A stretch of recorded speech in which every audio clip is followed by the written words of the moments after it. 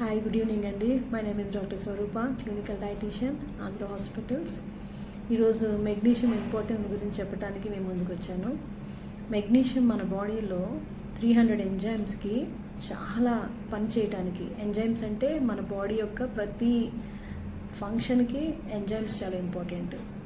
Enzymes సరిగ్గా ఉత్పత్తి లేకపోతే, ఎంజైమ్స్ సరిగ్గా ఫంక్షన్ చేయలేకపోతే బాడీలో చాలా బాడీ పనితీరు అనేది మందగిస్తుంది అనమాట. సో ఈ మెగ్నీషియము 350 ఎంజైమ్స్ పనితీరుకి హెల్ప్ చేస్తుంది. మెగ్నీషియం లోపిస్తే కనుక మన బాడీలో చాలా ప్రాబ్లమ్స్ వస్తాయి.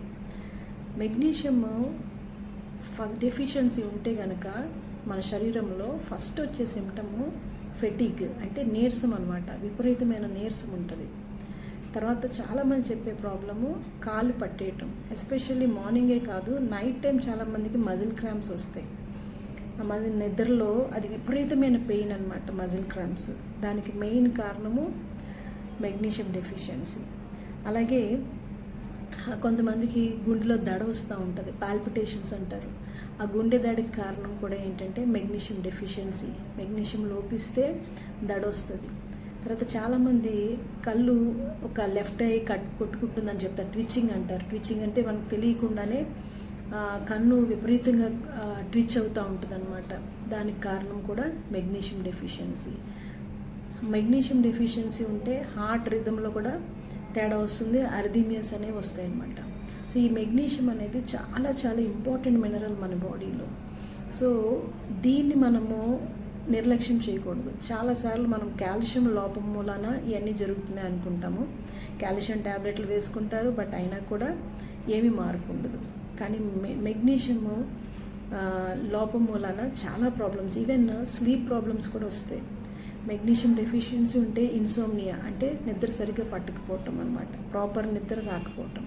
సో ఇవన్నీ మెగ్నీషియం మూలాన వచ్చే మనకి ప్రాబ్లమ్స్ శరీరంలో. సో దీన్ని అధిగమించడానికి మనం ఏం చేయాలి? మెగ్నీషియం మనకి ఏ ఆహారాల్లో ఎక్కువ దొరుకుతుంది?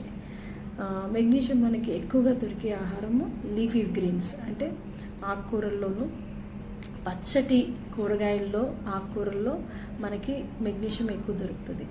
తర్వాత అవకాడోలో ఎక్కువ దొరుకుతుంది. తర్వాత గుమ్మడి గింజల్లో ఎక్కువ దొరుకుతుంది. సో మెగ్నీషియం అనేది ఆల్మండ్స్, అన్ని రకాల నట్స్లో, సీడ్స్లో కూడా దొరుకుతుంది. సో మెగ్నీషియం ఎవ్రీడే మనము ఈ మెగ్నీషియం ఎక్కువ ఉండే ఆహార పదార్థాలు తీసుకోవటం వలన ఈ యొక్క మన శరీరంలో వచ్చే ఈ ప్రాబ్లమ్స్ అన్నిటి నుంచి బయటికి పడవచ్చు. అయితే మెగ్నీషియంలో డిఫరెంట్ టైప్స్ ఆఫ్ మెగ్నీషియం ఉన్నాయన్నమాట. మెగ్నీషియం ఆక్సైడ్ అని, మెగ్నీషియం థ్రియోనైట్ అని, మెగ్నీషియం గ్లైసినేట్ అని. ఒక్కొక్క మెగ్నీషియంకి ఒక్కొక్క పనితీరు ఉంటుంది బాడీలో అనమాట. సో ఒక్కొక్క ప్రాబ్లమ్ని సాల్వ్ చేసే క్యాపబిలిటీ ఉంటుంది. సో నా సజెషన్ ఏంటంటే అన్నిటికంటే ఎక్కువ మెగ్నీషియం గ్లైసినేట్ తీసుకోవటం వలన ఈ ప్రాబ్లమ్స్ అన్నిటి నుంచి బయటపడవచ్చు. Thank you.